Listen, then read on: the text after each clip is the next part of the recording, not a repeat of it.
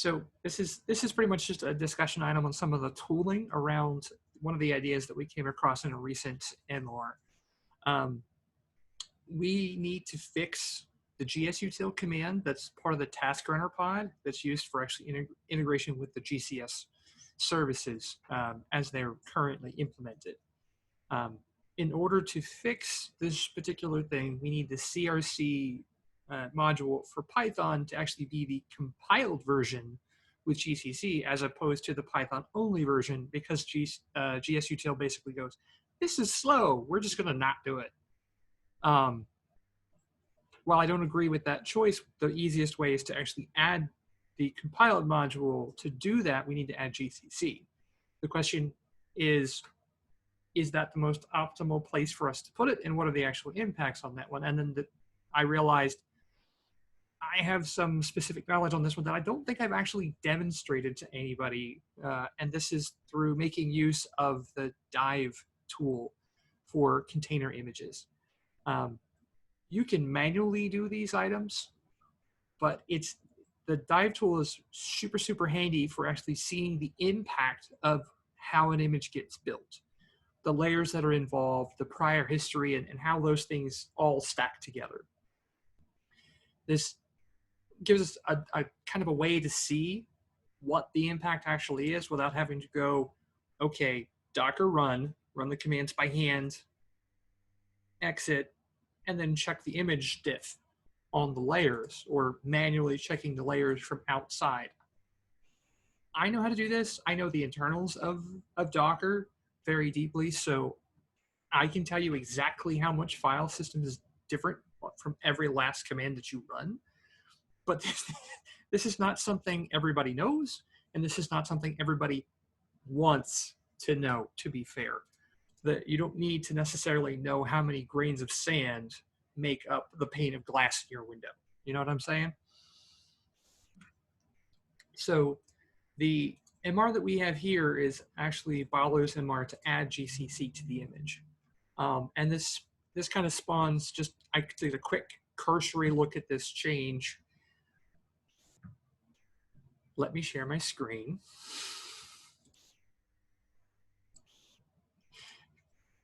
There, that should help. Okay, now that I'm sharing my screen and you can see what I'm talking about, the CNG MR 487 is the implementation of adding GCC to the images so that we can actually do the pip install for this, which will result in the compiled CRC mod. I saw it come through and I saw it marked as ready for review, and the only thing I did immediately was just pull the two images and look at the size difference as reported, noting that it's not a lot, to be fair, but 1.41 versus 1.48, does the compiled Python module actually result in that much difference is the question, because we should be striving to make these things as efficient as possible. I don't want to interrupt the work on this MR. It's not invalid in any way, Balu. Please understand that. It's more I'm calling out, like, let's be aware of this, and in the future we can take it into account. So Balu did do some detail looking into what the actual impacts are, and he pulled the last released point revision and then ran effectively similar commands to actually do the installation and then compare the size difference, and then pulled some information in regards to what things are actually in play and how they actually work out.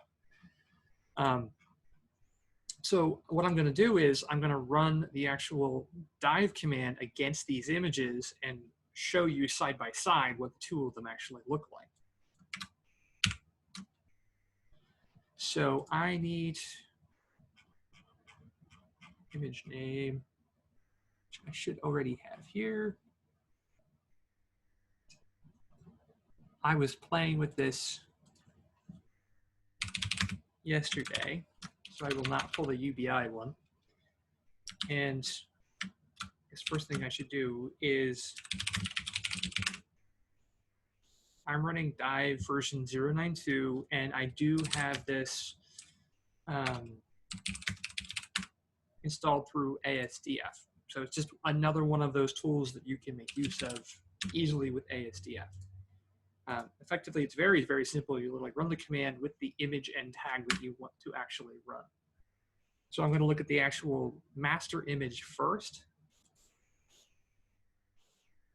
It's going to check that it actually has the latest version of the image according to the tag that you have in place. And since it's now been, 12 hours since I looked at this last, it's going to go pull a fresh copy of master. While that's running, I'm going to go ahead and do the same thing, but pull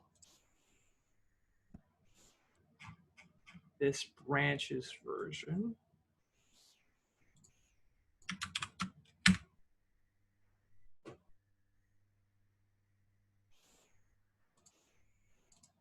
As I wonder what my poor SSD is doing.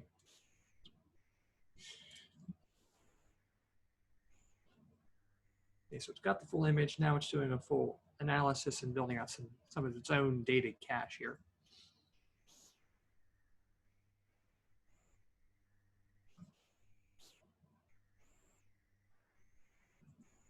Okay, progress over here. Yep, we're getting there. Okay, so what we have in this layout is on the left side in the upper, you actually have all the individual layer commands and what triggered those actual layers. So basically, you can read this exactly as this is the line in the Docker file that made some change. So for example, we have from hash. This is actually where we do, it's from this image that we come from. Unfortunately, it does not actually tell you a whole lot here. In this particular case, this is the base image all the way at the bottom of the stack. So this is our Debian stretch slim. And that's actually what that particular hash ends up saying. And you can see they're saying add from file, and that file's a tarball, and it literally just pulls in the deb strap. So then we go into some of the stuff that we have underneath that. We're now into some of the layers that are below Rails, the actual Ruby bits and things like this. Let's see. And here we have what looks like some of the dev install behaviors, as well as some of the actual used items in some of the base images. On the right side over here, we can see what the actual layer contents are. I'm going to go ahead down and find, as my CPU chugs because I'm trying to record and broadcast and go through a bunch of stuff. Go and actually find where we actually added where we would have added GCC, and then run the Python install. Here we have a copy command into user local bin. So here we have, here we are, pip install. So this is the point at which we would actually have added GCC into this mix and then run pip. If I press tab, I can go over to that layer content. So this is the layer content after that entire command has run. One of the things I can do is actually hit Control M from this window. I should say, let me take Control U to unflag the unmodified items. And now I can actually see everything that's actually been added or modified or even removed by this layer.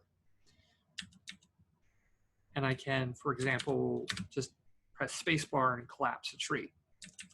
So if I do collapse on the cache for pip, we actually end up having 8 megs resulting from having done a pip install. This is the entire pile of changes that have been added through pip and our apt-get install and ldconfig, etc. If we come down to the user local Python 3, we get into our PyC, our Python cache. There's 53 megs in total from here, not all of this being what's actually used, right? So a significant portion of this will be used because this is what we specifically told it to install when we did pip, but it's possible that some of this is not used, but the likelihood is it will be. And so I can keep going down here, but I'm going to actually jump up here and just collapse the entire PyCache directory, just so we can watch, like kind of walk through what's actually going on here. So we've got another small ability in collections. And here's our type handling. And it looks like effectively, these are the items that relate to various components that we end up using, like distutil is something that is used to actually handle package conversion and installation. So I'm going to collapse this. Email, encodings. Obviously, it looks pretty much like these are just piles of what we end up actually using in terms of site packages. That one's actually a good one. A lot of these directories are functionality within the Python language itself and how it stores information. So when it comes to site packages, this is effectively, this is where the bits actually get placed for the Python language. It's akin to where your gems directory is in Ruby or the site lib in Perl, etc.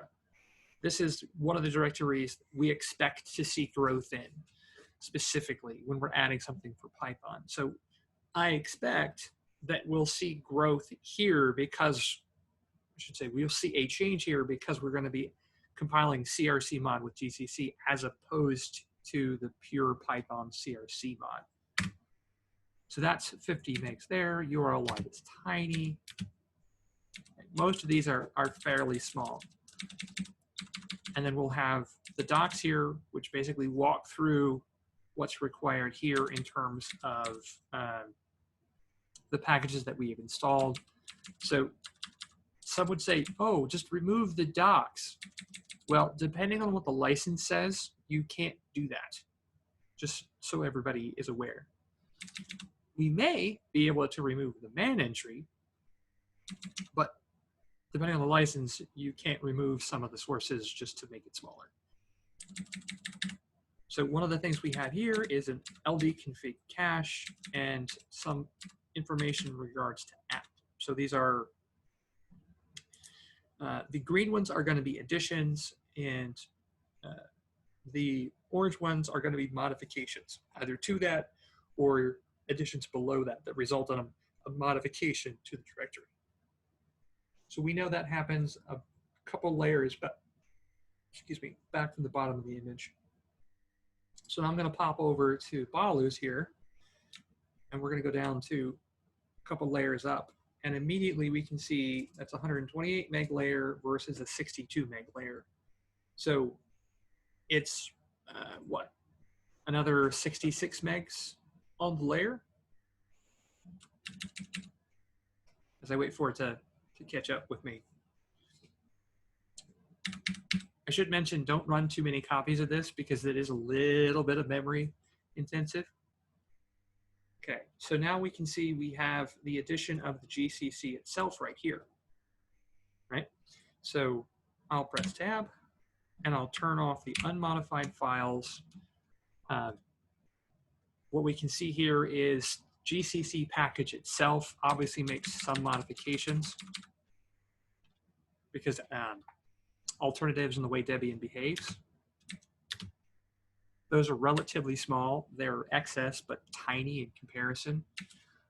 Then we get into the pip cache, which if I go back up, it's 8 megs here, and it's 8.8 megs here. So you can see there's next to no real change here, but still,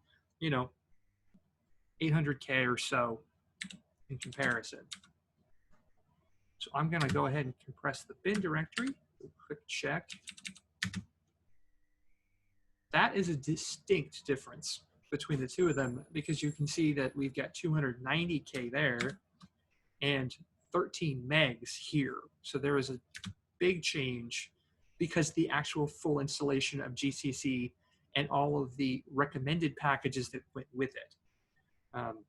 Although we do have no install recommends, so the actual size is going to be smaller than the observation that was presented by Balu here in regards to just how Um, much of an impact that was, because the Not exactly. Actually, DPKG also lists the dependencies only. So that's 75.9 MB is just the dependencies and GCC. I don't think it counts recommends. okay, so the actual install command used here in the example does not include the no install recommends. It doesn't. It's just GCC and the immediate dependencies, not the recommended or suggested packages. Okay. I will point out though that depending on how things are configured, you may actually have to add the no install recommend so that it installs only those things that are hard requirements.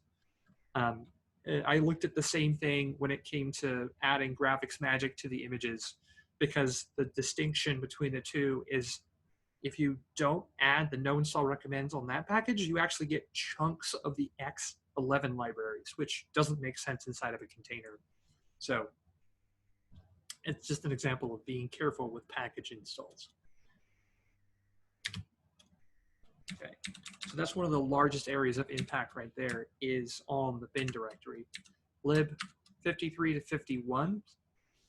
Surprisingly, there's somehow less in there, but the obvious answer to that one is actually the fact that there's going to be less in there.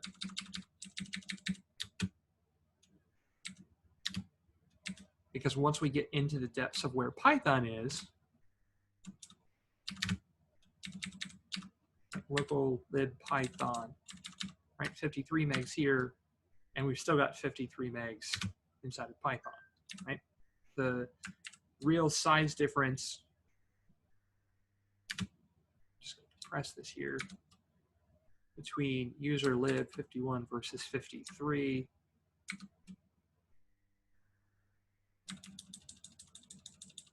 That's an interesting point. Actually, not 100% sure where the difference lies.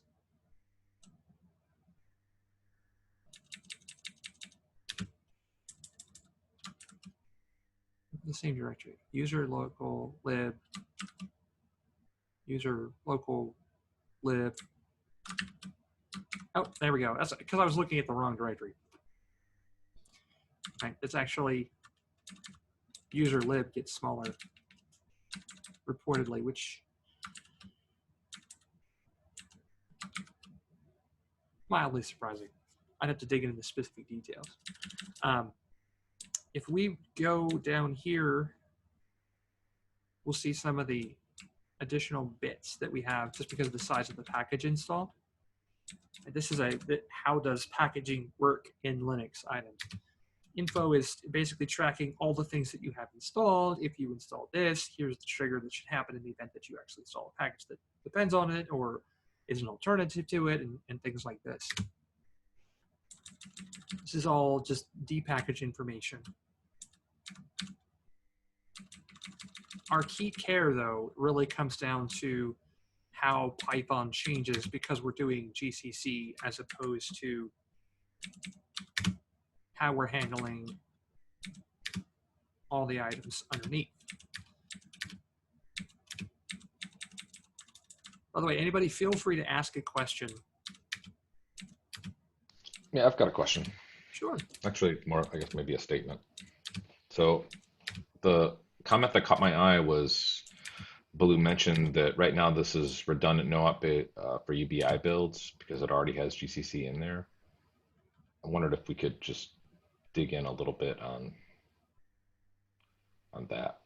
Like, looks like there's already a precedent for the UBI builds. Okay, so that actually is a dual stage problem, and we can go ahead and discuss this. I can actually rerun this on the UBI build if you'd like.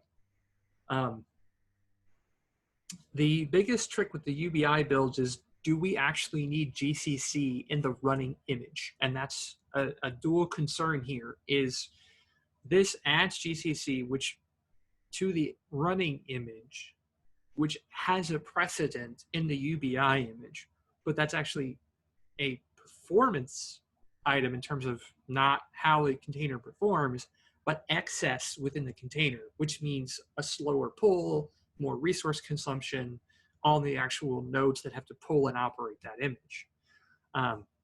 If the UBI has GCC in the image, but it should not necessarily be in the final rendered image.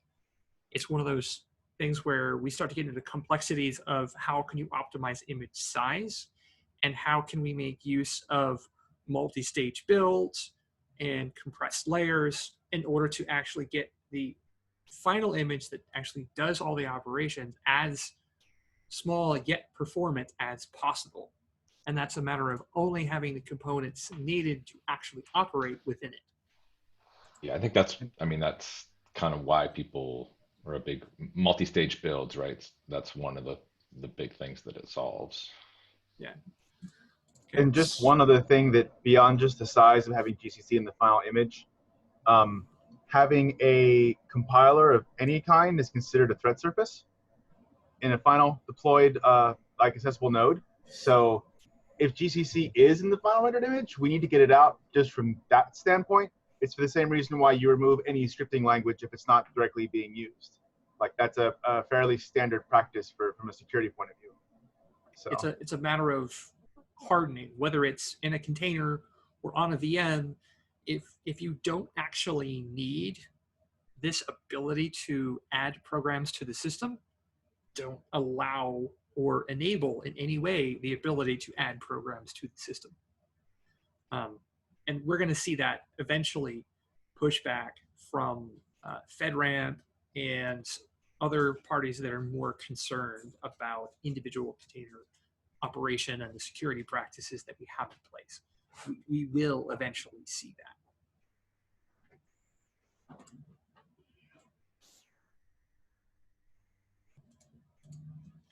So I'm going to also show you another quick feature here, but I went ahead and just stopped sharing so that we could have the conversation and make it clear who was communicating at the time. Let me pop back to that desktop. So we're currently looking at the master image, and I'm going to hit tab to go back to the other side here. And when we look down at the bottom, we get some image details, potential wasted space, and some efficiency behaviors. Sometimes this estimation can be erroneous, but for example, here's a .dat-old that, as a matter of cleanup, that's just an extraneous item that doesn't need to exist. The dpackage log may not actually need to exist. Right? These are all tiny files overall, but at the same time, like, we inadvertently have the actual compressed package list still on the file system. It's 1 meg, but 1 meg is 1 meg, right? And that's a matter of, is it possible for us to do a little more cleanup and optimization? This tool gives us some recommendations, not all of which we actually have to abide by. The interesting part also in this UI, as I want to point out this one, is it actually shows you the individual layers digest and the ID of that layer. It's technically possible to actually pull a specific layer from a Docker container registry. I'll give you details on how to actually do that later, but you can actually pull an individual layer out if it has ever been pushed in completeness to a registry. So it's actually possible to be like, grab this layer from that other image and then do that. It's one of the ways that they end up using the cache functionality inside of Docker files, is to pull the individual, get me this chunk from that other image. Okay, I already have this full layer behavior, just grab that.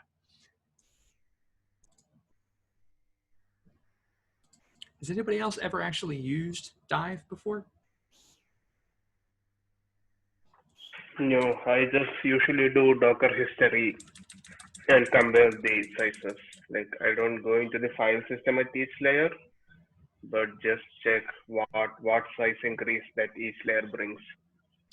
So yeah, like the top left pane of Dive, just that thing. So Right. That is Docker history, not trunk. Effectively, yes. And it's a doing that is your best first inclination of understanding how much of an impact a change has, and to give you an idea of, oh, I didn't expect it to be that big or that small. And that can actually give you an indication pretty quickly of, oops, did I miss something? Is it going to work correctly? Or I might need to do some cleanup, or I installed a package I didn't intend to, things like this that can result in large changes in an object. Which, since we're talking about the task runner in particular, this doesn't affect necessarily all of the other images. But if we were to do this on a base image, either inside of Ruby or Go or Rails, that chunk, if we added 90 megs to a base image, and then we go from, in our builds, from that image, it's now 90 megs to operate that image anywhere in a dependent image. So yes, if you are running an image or two images that are built from that same point, you will get, the layer will only be pulled once, but you have to make that assumption that somebody's going to run more than one variation of a derivative, and that's where they'll get that bonus. That's still 90 megs, that if you're running something that is set to image pull policy always, it's going to have to pull that 90 megs every time somebody makes an alteration. And yes, updating the images and rerunning the package install can result in a fully new layer because of that.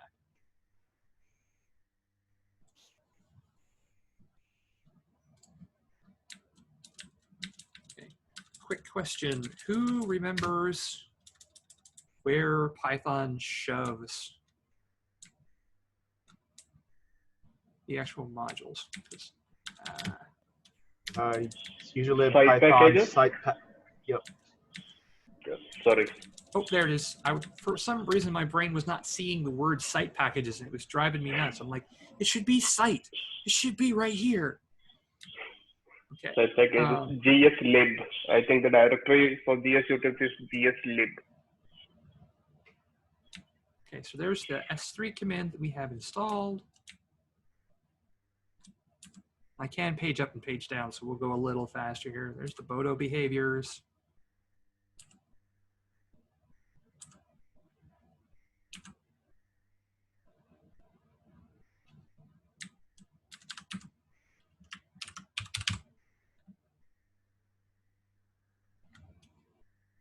Interesting. I expected to see something show up in a filter.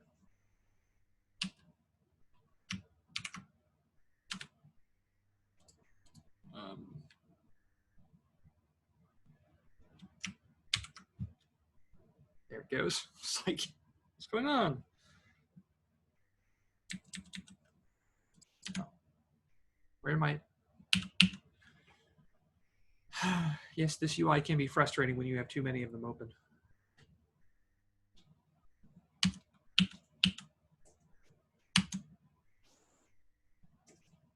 Okay. I expected to see CRC mod there, but I don't.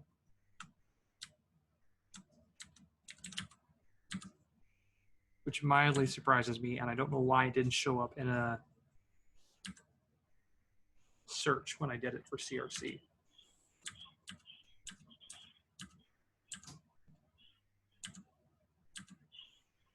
Anybody wants to stop me, feel free. And we are a little past the half hour, partially because I got here a little bit late, but here we are, CRC mod.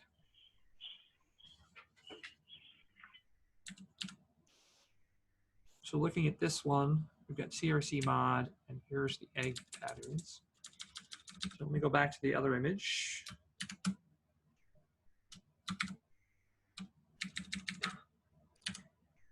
Oh, I hit the wrong button again.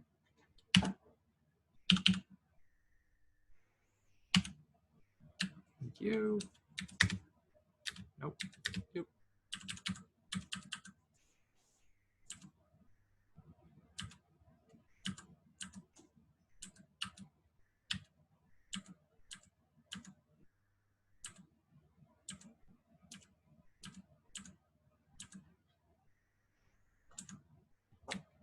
Here we are. that directory is 82K versus 123K. Now, I'd point out the difference here. That's a chunk of the difference, is that this has the additional, the actual C extensions to Python that make this change.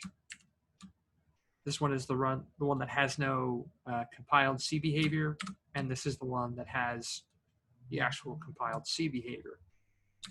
But you can see the difference here within Python itself is a tiny, tiny change. Everything that we ended up doing is not because of Python doing the actual library compilation. It's because of everything that we added through GCC and all the dependencies that it brought in, make, LD, etc., etc.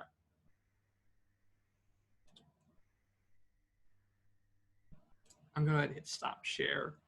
So that's effectively some of the things I go and I do when I'm looking through all of these items is like, what is the actual impact? Where did the difference actually come from? It's a packager behavior. It's kind of just default mindset for me. And Paulo, I think you do this sometimes as well. As a packager, you're like, well, the result of that was bigger than I thought. Or how big is this thing? Examining the file system in a VM is easy.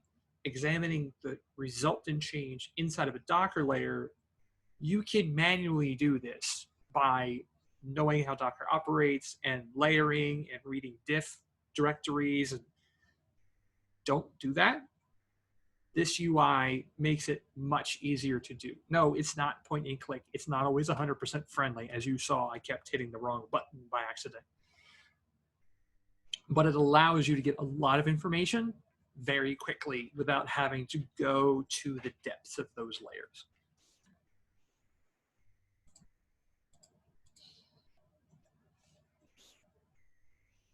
Okay.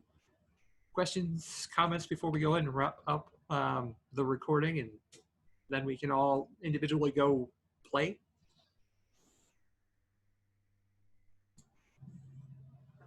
Just a quick thanks for sharing. Yeah. And thanks for the team calling out that there's a number of things that I forget that I know that other people don't.